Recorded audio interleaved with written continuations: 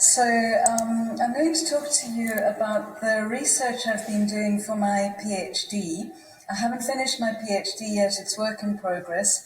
It's about displaced learners and online engagement in higher education, and it's a capabilitarian analysis. Some of you might be familiar with the capabilities approach. Don't worry if you're not. I'll explain a bit about it.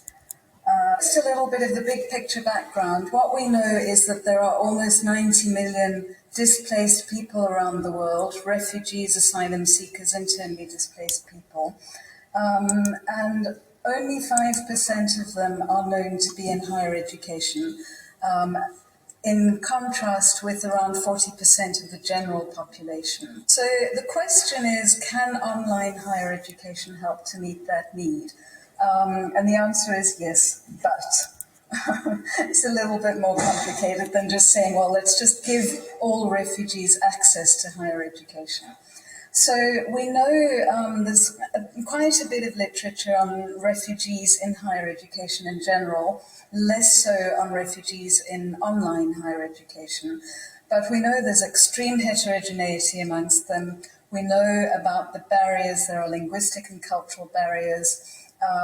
We know that there is a lack of digital infrastructure, that there are lack of digital capabilities. We know that refugees have difficulties navigating online and offline higher education.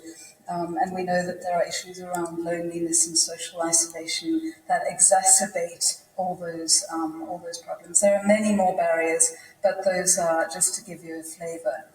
So the purpose of my research is to identify the factors that enable and constrain displaced learners' sustained engagement in online higher education, so that higher education institutions can provide appropriate support for such students. Now, why engagement, you might ask? Why not participation or something else? I chose engagement because I came across a wonderful definition, of which there is at least one co-author in the room, that really captured my imagination, and that is here on the screen in front of you.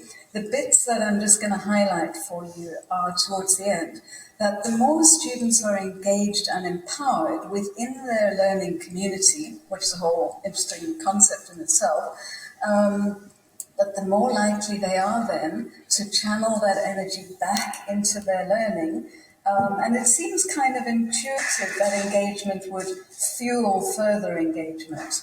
But I was curious as to how this fueling actually happens, and I wanted to see if I could find empirical evidence of that amongst asylum seekers and refugees. So I went to look for an online engagement framework. And I found this by Redmond et al. There are many frameworks for student engagement. Some focus on technology-enhanced learning, some focused on student engagement in general. I chose this one partly because it focuses specifically on online engagement, also because the authors published it open access, as Hakan mentioned, that's a big passion of mine, and they invited other scholars to build on it. So that's exactly what I'm doing. It was based on a literature review by Redmond et al. They highlight 5 categories of engagement that are commonly used in the literature: social, cognitive, behavioral, collaborative, and emotional. And that sort of summarizes the literature going back a couple of decades on engagement anyway.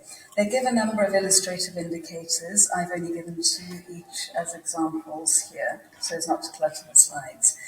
Then I wanted a social justice-oriented conceptual framework, because the whole idea of working with forced migrants is they tend to suffer from a lot of intersectional disadvantage.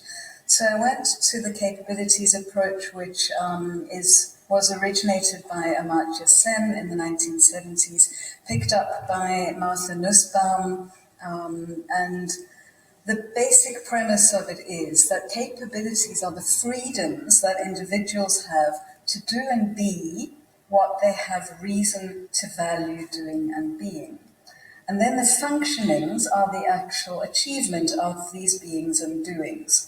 Now that might sound like a lot of unnecessary words, but actually getting your head around it opens up a whole lot of ideas, because it really highlights the fact that giving people access to something isn't the same as giving them that thing. So Sen was talking about a welfare context, in democratic societies.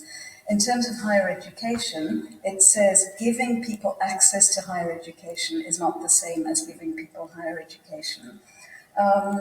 So fast forwarding quite a lot now I've written a lot about the capabilities approach. If anyone's interested, you can find it in my blog. Melanie Walker in South Africa took a list that Martha Nussbaum wrote. Nussbaum came up with a list of what she called 10 core capabilities or fundamental entitlements, which everybody should have in order to live a good life. Walker took those 10 capabilities and turned them into a list of 8, using very similar terminology to Nussbaum's. And these are the capabilities that she proposes are required for success in higher education. I'm not going to take you through the list now because you're going to see some of those capabilities coming up in a moment. Well, there they are. So the capability for educational resilience, emotional health, affiliation and recognition have combined two into one there, knowledge and imagination.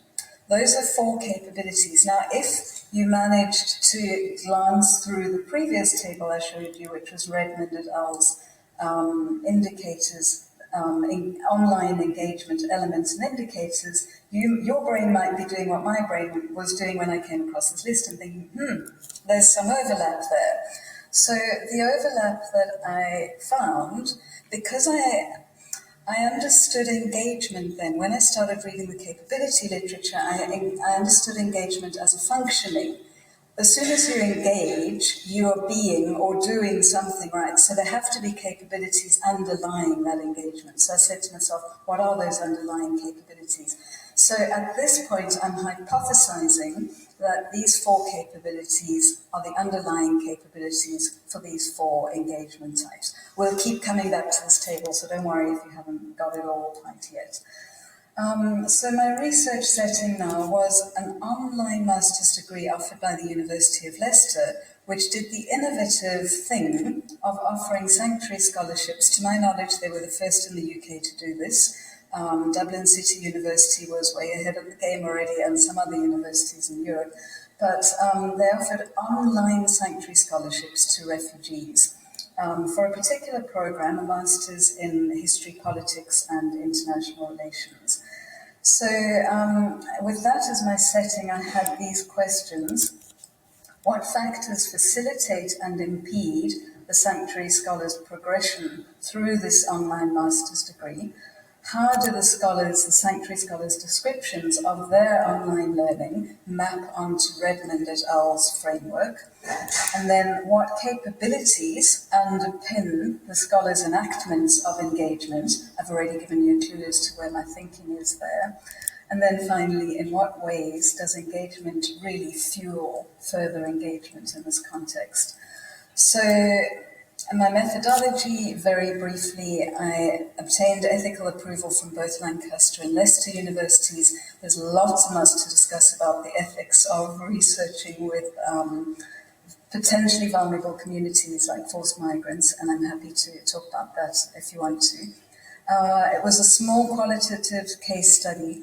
I had a convenience sample of 10. Out of approximately 30 who I sent emails to, there were approximately 30 sanctuary scholars enrolled, and the 10 who volunteered are my research participants. I did 2 semi-structured interviews with each of them between July 2019 and October 2021. And I used flexible deductive thematic analysis, which basically means I had predetermined categories when I did my coding, and those categories came from the lists of capabilities that I discussed earlier and Redmond et al.'s framework. And then I was flexible, I added things and changed things as I went along. So a very brief overview of my 10 research participants. You don't have to try and take all this information in, but what I'd like to see is by the color coding, 5 of them have graduated with their masters already by now.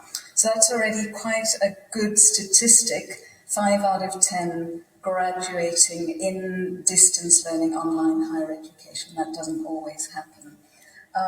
One called Sammy exited after partial completion and he got a postgraduate certificate. Two, Teresa and Sol had to exit before Teresa left halfway through module 1 because she lost her password. I'll just stop it there. She lost her password, could not get back into the system. There's lots I'll tell you if you want to ask me questions about that later. Sol experienced trauma, had to withdraw before starting, and has now reapplied for a sanctuary scholarship. Lily and Julian, these are pseudonyms by the way, Lily and Julian are still halfway through the program. So the factors that facilitated and impeded their progression through the program were phenomenal and surprising in many ways. So very briefly, you've got the enablers on one side and the constraints on the other. Predictably, the constraints are a longer list. I didn't put them all on there. Trauma is at the top of that list. One person was homeless for 3 months in Berlin in winter, graduated, did his studies by going to the train station where he could access free Wi-Fi. Some of them experienced severe trauma and loss during the time they were enrolled. The person who had to withdraw after partial completion had to do so because his academic English was not of a sufficient level for him to be admitted to the dissertation module. On the enablers side, actually good relationships with staff was quite high up on that list, so relationality is really important. I'll move on a little bit because I'm going to share now how I built up this capabilitarian model of online engagement. So my second question was about how the scholars' descriptions of their online learning mapped onto Redmond et al.'s online engagement framework. So we start with a very simple pie that I've divided into 4: behavioral, cognitive, emotional, and social and collaborative. I've combined into one category. They had in 2 separate categories, but I found in my data, I found it very difficult to separate those out. And one of the social engagement indicators was establishing trust. And my sense was that was at the core of all kinds of social and collaborative engagement. So I combined them into one. I'll give you one brief example of each, and then I'll go back to my hypothesis about the capabilities underlying them. So this was Julian, who lives in a refugee camp in Malawi. He has no electricity at home, no Wi-Fi. He goes to the local faith-based education centre to use their facilities when he can. He really loved the course on the art of negotiation, and he said what he learned most and what he enjoyed most was he actually learned to be a negotiator. And then he gives examples of how a couple were fighting in their home, someone called him so that he could listen to them and help them resolve their conflict. And then within the church, the leaders, the elders started coming to him as well, and he's now part of that group of elders. He's in his 30s and quite an esteemed member of the community now. So going back to, for me, that I listed that as behavioral engagement because he was applying knowledge learned in his course. The capability definition for that is able to navigate study, work, and life, to negotiate risk, and to persevere academically, which you can see in that example. And actually, he's one of the ones still midway through the program. It's taken him much longer than the others because of his circumstances. Emotional engagement. This is Mariam, who comes from a Middle Eastern country, has suffered a lot of trauma, has mental and emotional well-being challenges as well. She talks about how she wrote her first assignment, and it was on the paradox of political violence. And she thought it was very complicated. She was translating into Arabic and doing lots of note-taking. She asked a few of her English-speaking friends, what do you make of it? And they said, oh, Mariam, that's much too complicated. You need a special dictionary to understand that. Even her tutor said to her, this is a difficult article, leave it, choose a different article. And I said, no, I don't want to give up. This is a theme running through the stories. So she managed in the end to write the paper. She succeeded, and her tutor was surprised and pleased. And I put that under emotional engagement because it was very emotional the way she described it to me. And the underlying capability, I argue, is the capability for emotional health, not being subject to anxiety or fear, which diminishes learning, able to experience emotions that contribute positively to the learning process in higher education. And throughout her experience of learning, those have been fundamental. Social and collaborative. This is Nadia.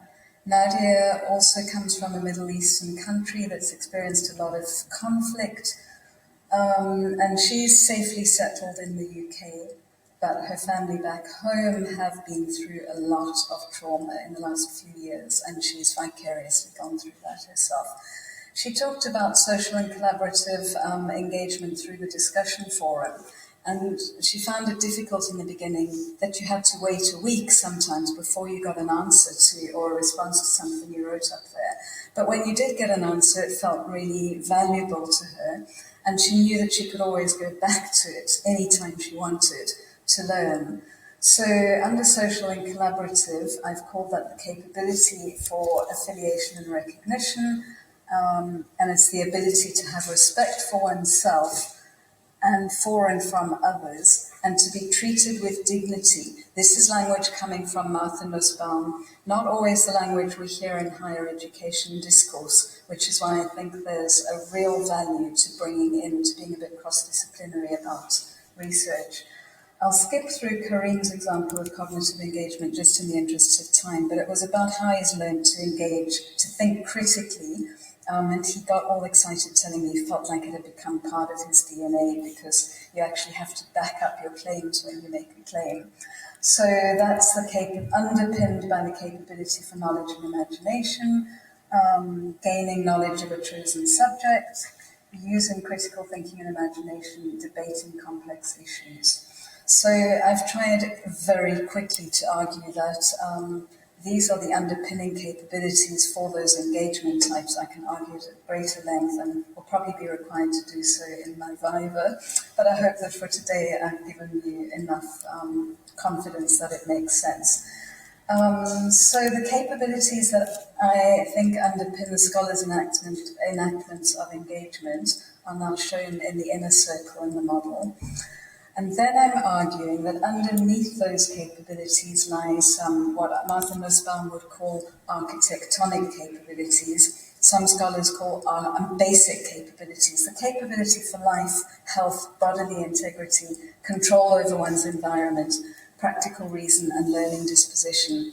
Those, I could talk about those at length as well, but those, you'll get the sense that life, health, bodily integrity, we don't usually think about these things a great deal in higher education, especially the student engagement literature doesn't go into this stuff because they assume students are in a safe place. If they are in campus-based education, they probably live somewhere within a decent commuted campus. The university might run shuttle buses for them. The university can, to some extent, protect people's physical safety. For example, they can't when someone's in a refugee camp in Malawi or homeless in Berlin. So before you can even engage, or at all times while engaging in those other areas, those basic capabilities need to be in place. And the people who are closest to dropping out or have dropped out it's those capabilities that have compounded intersectionally for them. So in what way does engagement fuel further engagement? The final element, the semi-final element in the model is learner agency, which I found to be very much at the heart of all their stories, because in cases where you would have thought this person's going to stop now, they're just going to say it's too much when they became homeless, or the person in the refugee camp who had to go and learn how to do farming for subsistence and income generating purposes, and had to manage that alongside his studies while also not having electricity and Wi-Fi. He's still continuing. So it's his personal agency that's giving him that perseverance, but it's not always possible. It wasn't possible in the case of a person who didn't have the opportunity to develop his English language skills to the level required. He tried incredibly hard. He did a whole lot of language courses alongside his studies, and he's still, by the way, still doing online English language courses and planning to reapply for a master's program. So the final element in my model is implications for practice at the micro level. So Olaf talked earlier about the micro, meso, and macro levels. At the micro level, I see the stuff that's happening in the literature now about a pedagogy of care, particularly since COVID-19. The student engagement literature has changed dramatically, by the way, in the last few years because of that. And a pedagogy of care is suddenly something that everybody's talking about. And I think if you wrap around this model, so basically if you give students the opportunity to engage emotionally, for example, you can be pretty confident that that will fuel those other kinds of engagement. I did have a lot of arrows on this diagram originally, going every which way, and then I thought they're not necessary. There are dotted lines between all the different elements that shows permeability, and hopefully that demonstrates the point. Lots of references. My slides are available at tinyurl.com. There, I'll also tweet them. It's all on a Creative Commons license. That's it. Thank you.